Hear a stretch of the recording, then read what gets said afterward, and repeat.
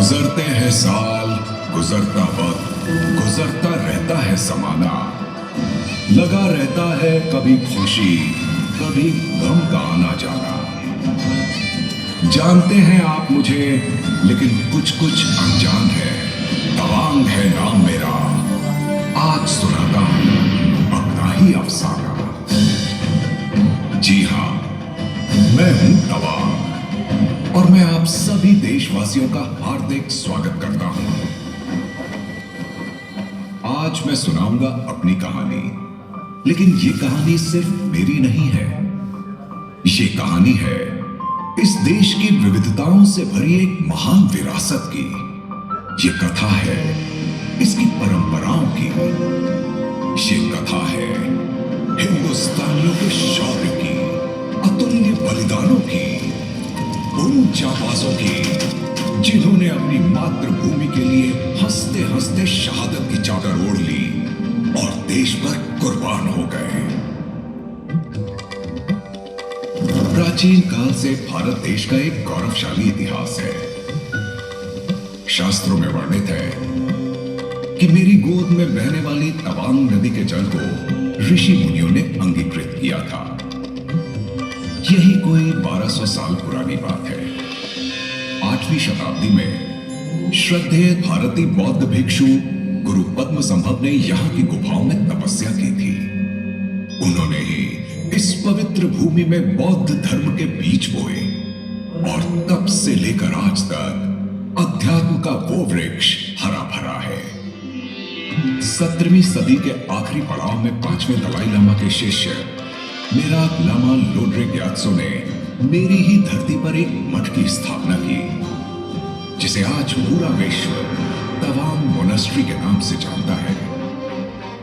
इस मठ के लिए जगह खोजते समय मेराक लामा ने मेरे यहां ध्यान लगाया और अपनी आंखें खुलने पर अपने अश्व को ताना मांडगाम पहाड़ी के ऊपर पाया और वहीं पर स्थापित हुआ बौद्ध विहार और मेरा नया नामकरण हुआ तवांग।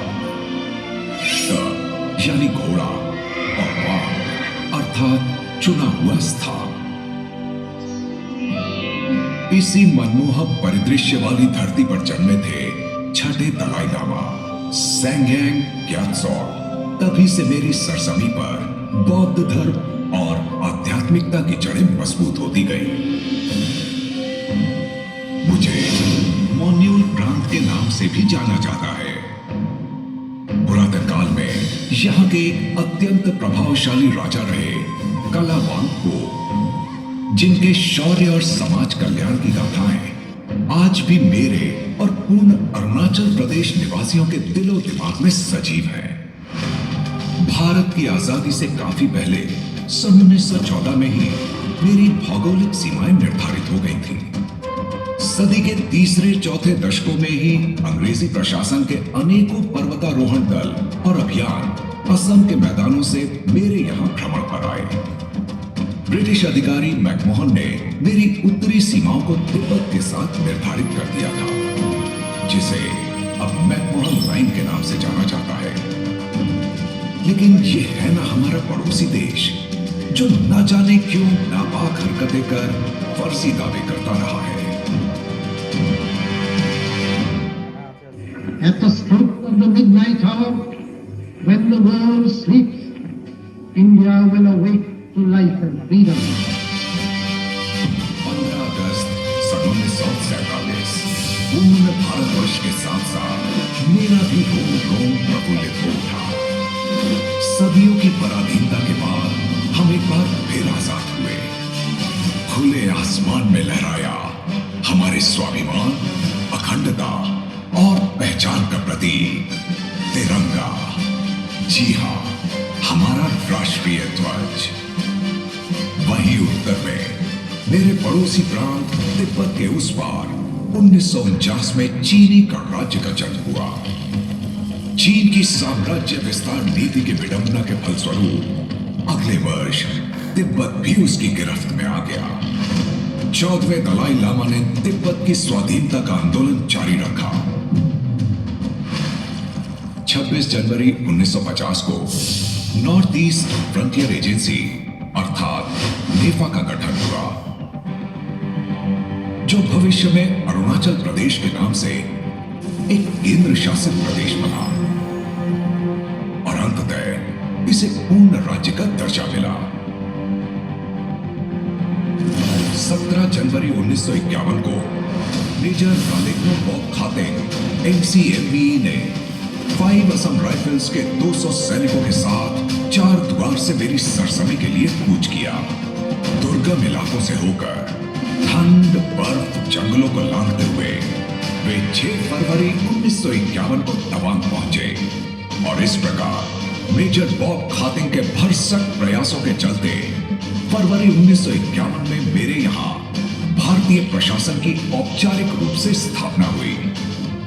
14 फरवरी 1951 के स्वर्णिम दिन को मैं और मेरे निवासी कभी ना भूल पाएंगे। शत शत नमन इस अधिकारी को, जिसकी हिम्मत और जज्बे को मैं और पूर्ण भारतवर्ष सलाम करते हैं।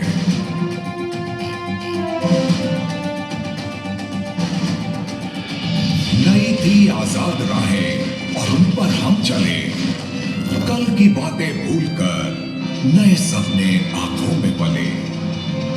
हमने चाहा हम बढ़ेंगे एक नई मंजिल की ओर, पर थमी बंसी अमन की गूंजा रणभेरी का शोर। भूमि पर नजरें गड़ी थी, दुश्मन ने चाले चली, सरहदों को है बचाना, देश में थी खलबली। चीनी दमनकारी नीतियों के कारण मेरे पड़ोसी प्रांत तिब्बत में 1 दशक तक हिंसा की आंधी चली, खून की नदियां बही और उसके स्वाधीनता संग्राम को क्रूरता से कुचल दिया गया। चीन के नरसंहार से बचने के लिए दलाई लामा ने भारतवर्ष में शरण ली और निर्वासित सरकार की स्थापना की। 31 मार्च 1959 को उन्होंने अपने अनुयायियों के साथ खिंजे माने इलाके से भारत में प्रवेश किया। दलाई लामा के भारत में आते ही भारत चीन संबंधों में तनाव बढ़ गया, क्योंकि भारत द्वारा शरण दिए जाने को पड़ोसी मुल्क ने सकारात्मक रूप से नहीं देखा। बस कुछ ही समय गुजरा और आया साल 1962, सितंबर का महीना। नामकाचू के इलाके में शुरू हो गई छिटपुट झड़पें। भारत ने रणनीतिक तौर पर पहले से ही फॉरवर्ड पॉलिसी के तहत सरहदों पर पकड़ मजबूत करने की कवायद शुरू कर दी थी। धौला पोस्ट से आगे बढ़ते हुए मेजर चौधरी ने अपने साथियों के साथ खागला के पहाड़ों की ओर कूच कर दिया। संगधार पहाड़ी की जड़ में पहले सिख बटालियन के कैप्टन महावीर प्रसाद ने धौला पोस्ट पर मजबूत किलेबंदी की, लेकिन घृणित रूप से हमला करते हुए 600 चीनी सैनिक धौला पोस्ट को घेरते हुए संगधार पर्वतमाला तक पहुंचे। चीनी फौज ने धामला रिंच की ओर से हम पर जोरदार हमला कर दिया है। मेजर पंत के नेतृत्व में हमारे जवान उनके नापाक मंसूबों को जमकर चुनौती दे रहे हैं। हमने काफी नुकसान पहुंचाया है और हमारे भी कई जवान शहीद हो गए सर। जब तक धौला पोस्ट पर महावीर प्रसाद जिंदा है, इस पोस्ट पर भारतीय तिरंगा लहराता रहेगा। मुश्किलों से घबराए बिना 7 इन्फेंट्री ब्रिगेड के बहादुर सैनिकों ने वीरतापूर्ण जवाबी हमले किए। इस लड़ाई में 2 राजपूत, 9 पंजाब, 4 ग्रेनेडियर्स और 19 गुरखा राइफल्स पलटनों ने अपने अद्वितीय शौर्य का लोहा मनवाया और 20 अक्टूबर 1962 के दिन लड़ी गई नामकाचू की एक ऐतिहासिक लड़ाई, जो आज भी हमारे दिलो दिमाग में वर्णित है। हमारे सैनिक आखिरी सांस, अंतिम गोली तक जी जान से लड़े और न जाने कितनी ही शौर्य और बलिदान की अविस्मरणीय गाथाएं लिख डाली। नामकाचू घाटी का वो रक्त रंजित मंजर मैं आज भी नहीं भूल पाया हूं।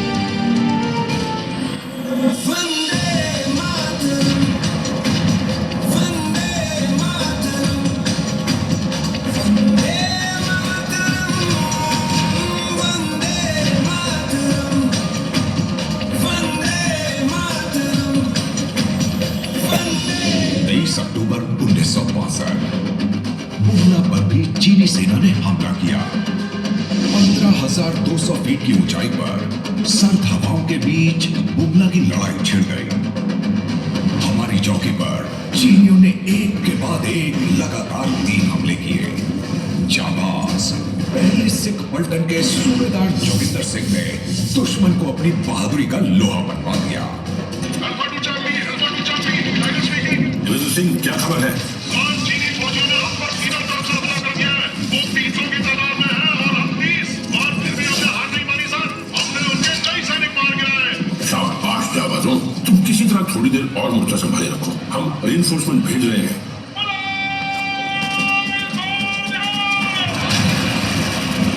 हमले की तीसरी लहर को टक्कर देते देते गोला बारूद कम पड़ने पर भी हार नहीं मानी।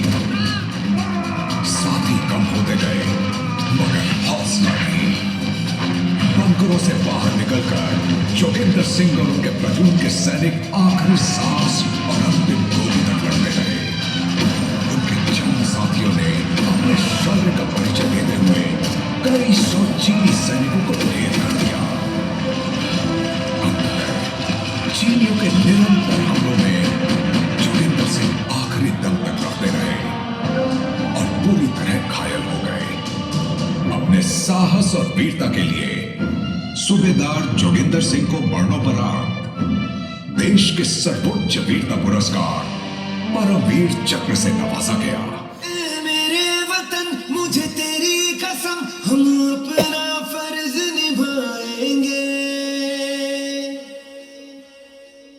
अब तलक जिए बस तेरे लिए, बस तेरे लिए मर जाएंगे। वंदे मातरम, वंदे मातरम। नवंबर का महीना। भारतीय सेना ने अभी तक चीन को अपनी सैन्य शक्ति का लोहा बनवा लिया था, पर चीनी सैनिकों की तादाद अधिक होने के कारण वो मेरी धरती पर आगे बढ़ने में सफल रहे। हमारे सैनिक अदम्य साहस का परिचय देते रहे। ऐसी ही एक गाथा है जसवंतगढ़ की जंग की भी। 17 नवंबर 1962 फोर गढ़वाल राइफल्स की एक टुकड़ी नूरानांग ब्रिज पर मोर्चा संभाली थी। दुश्मन हमले पर हमले करता रहा और किसी तरह से हमारे बंकरों के करीब मीडियम मशीन गन स्थापित करने में सफल रहा। ये गन अल्फा कंपनी की सुरक्षा के लिए खतरा हो सकती थी। ऐसी स्थिति में वीर नायकों की इस छोटी टुकड़ी, जिसमें राइफलमैन जसवंत सिंह रावत, लांस नायक त्रिलोक नेगी और राइफलमैन गोपाल सिंह गोसाई ने अदम्य साहस का उदाहरण देते हुए 72 घंटों तक आश्चर्यजनक रूप से चीनी सेना को रोक कर रखा।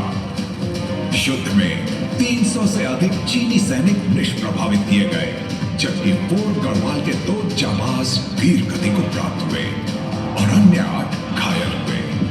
इस जंग में विजय राइफलमैन जसवंत सिंह के शौर्य की हुई और उन्हें मरणोपरांत महावीर चक्र से नवाजा गया एवं साहस की मूर्ति नेगी और गोसाई को वीर चक्र प्रदान किए गए। याद रहे, युद्ध के बाद से इस नूरानांग युद्ध क्षेत्र को जसवंतगढ़ के नाम से जाना जाता है। उस युद्ध के दौरान सेना तो भरसक लड़ी ही, साथ साथ सेला और नूरानांग जैसे कई गांवों के स्थानीय निवासियों ने भी साहस और देशभक्ति का भरपूर परिचय दिया। लोगों ने खतरों के समय भी सेना की हर संभव मदद की, भोजन, दवाइयां इत्यादि सैनिकों को उपलब्ध करवाया। मेरे भारत के न जाने कितने सपूतों की जान बचाई। लेकर जान हथेली पर, कतरा कतरा कुर्बान तुझ पर, झुकने ना देंगे हम तेरा सर। लेकर जान हथेली पर, कतरा कतरा कुर्बान तुझ पर, झुकने ना देंगे हम तेरा सर।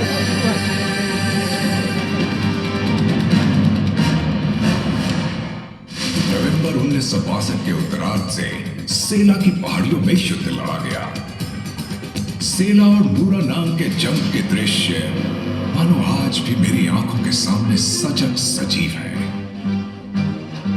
देश की एक एक इंच भूमि और साथ ही साथ देश की भावनाओं की भी रक्षा की। इस युद्ध के दौरान नामकाजू, जसवंतगढ़, न्यूमटा, खिंजेमाने, सुरबासापा, मोर्शे और चाकू में भारतीय सेना ने अद्वितीय वीरता का प्रदर्शन किया। तवांग, बुमला, सेला और बोमडिला की सरजमी गवाह है दृढ़ संकल्प, धीरज और फौलादी इरादों से भरी कहानियों की, जो युगों युगों तक आने वाली पीढ़ियों को देशभक्ति की भावना से प्रेरित करती रहेंगी। 1962 में किए गए चीन के विश्वासघात के बाद तवांग क्षेत्र में भारतीय सेना ने अपना रुख बदला और सीमाओं पर गश्त बढ़ा दी ताकि चीनियों की गतिविधियों पर निगरानी रखी जा सके और सैन्य स्थिति सुदृढ़ बनाई जाए। लेकिन दुश्मन फिर किसी नई साजिश को अंजाम देने की तैयारी में था। साल 1986 चीनी सैनिकों ने लुमरोला सेक्टर में सुमतोरांग में फिर घुसपैठ कर धोखा देने का प्रयास किया, लेकिन दृढ़ संकल्प वाली भारतीय सेना ने तुरंत निर्णय लेकर चीन को आगे बढ़ने से रोक दिया।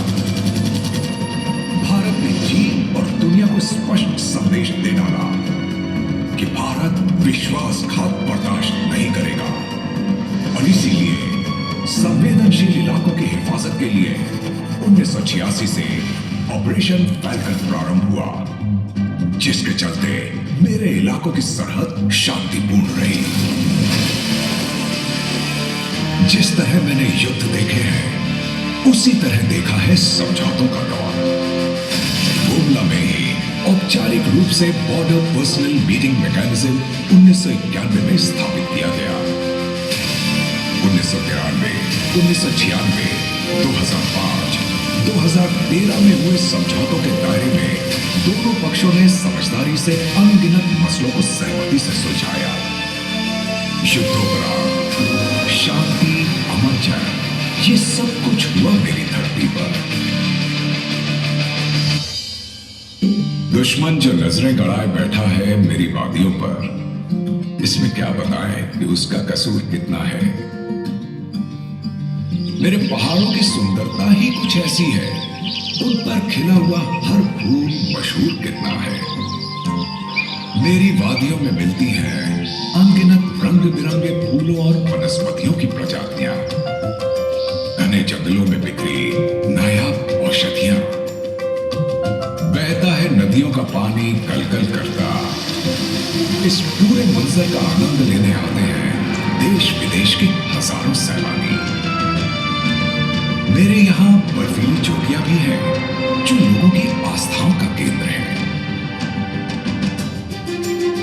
आज मेरे कोने कोने में विकास की लहर पहुंच रही है, संपर्क के साधन बढ़े हैं और यह सूचक है सामाजिक एवं आर्थिक उन्नति का। वार्षिक तवांग महोत्सव, मैत्री दिवस, तवांग मैराथन, तीरंदाजी प्रतियोगिता और रस्साकसी जैसे राष्ट्रीय स्तर के आयोजन अब आम बात है। जुलाई 2024 में मुझे अंतरराष्ट्रीय स्तर का फुटबॉल स्टेडियम मिला, जिसे फीफा भी प्रमाणित करने से खुद को ना रोक सका। मेरे विकास की गतिविधियों से तवांग वासियों के जीवन में बेजोड़ बदलाव आया है। साथ ही साथ सुनहरे भविष्य की भी नींव रखी जा रही है। मेरी भूमि है सांस्कृतिक और परंपराओं की भूमि। यहाँ के बौद्ध विहार की आध्यात्मिकता समाज पर सकारात्मक प्रभाव डालती है। दान और समाज सेवा मेरे मोंपाओं का प्रमुख गुण है। इसी गुण को आगे और समृद्ध करते हुए सार्थक कार्य कर रही हैं यहाँ की कुछ संस्थाएं, जिसमें मंजूश्री, विद्याश्री, महाबोधि इत्यादि शामिल हैं। अरुणाचल प्रदेश की सरकार ने तवांग की संस्कृति और इतिहास पर शोध को सक्रिय रूप से बढ़ावा दिया है। मेरी समृद्ध जनजातीय विरासत को दुनिया के समक्ष प्रदर्शित करने के लिए राष्ट्रीय नाट्य विद्यालय के तत्वावधान में अनेकों नाटकों का आयोजन संपूर्ण भारत एवं विश्व भर में किया जा रहा है। घोड़समकोरा, लोसर जैसे त्योहार खुशी और उत्साह के संदेश लाते हैं और इनके चलते मेरी सांस्कृतिक और धार्मिक विरासत बरकरार है। इन सभी उत्सवों का आयोजन मेरे निवासी, प्रशासन और भारतीय सेना एकजुट होकर करते हैं। सच्चा साथ, सहयोग और देश प्रेम सब कुछ एक साथ मेरे यहाँ। प्रगति, आर्थिक और सामाजिक विकास मेरी कहानी के मुख्य किरदार रहे हैं। जो मैं आज हूं उसमें पूर्ण भारतवर्ष, अरुणाचल प्रदेश सरकार, भारतीय सेना और निस्संदेह मेरे नागरिकों का बहुमूल्य योगदान है।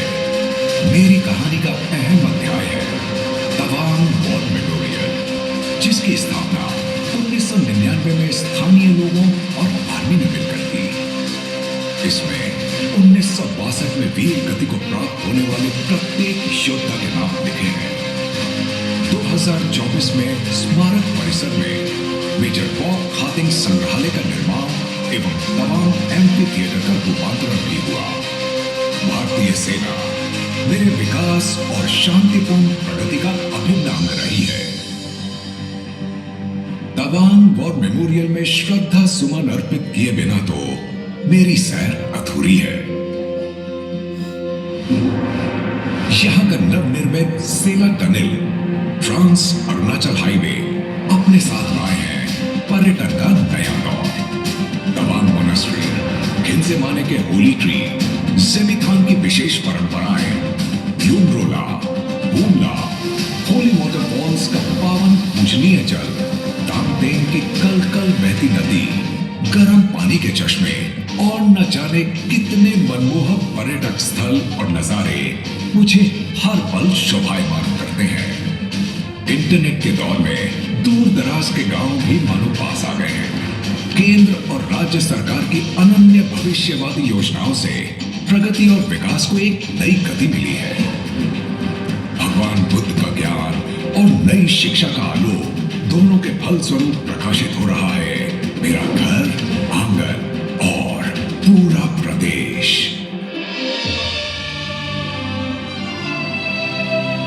ये धरती है उगते हुए सूरज की, ये धरती है विकास की, ये धरती है संपूर्ण विश्व में भारत के आह्लाद की।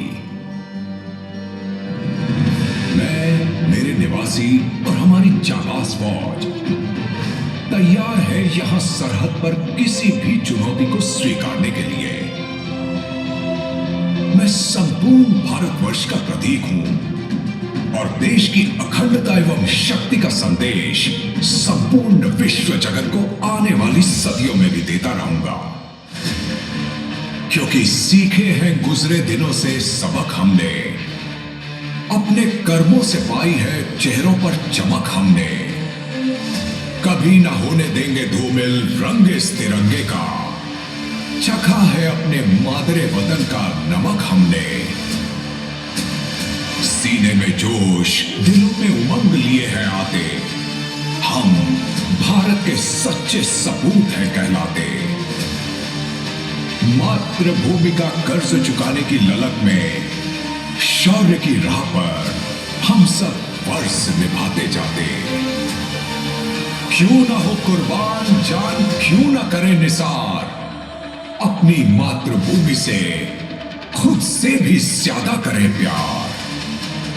हम हैं भारतीय, हमारी है यही पहचान। देश की माटी तिलक लगाना, आन बान और शान। नजरों में बसा हुआ तिरंगा और दिल में सच्चा हिंदुस्तान। सारे जहां से अच्छा हिंदुस्तान, अच्छा हिंदुस्तान। जीवन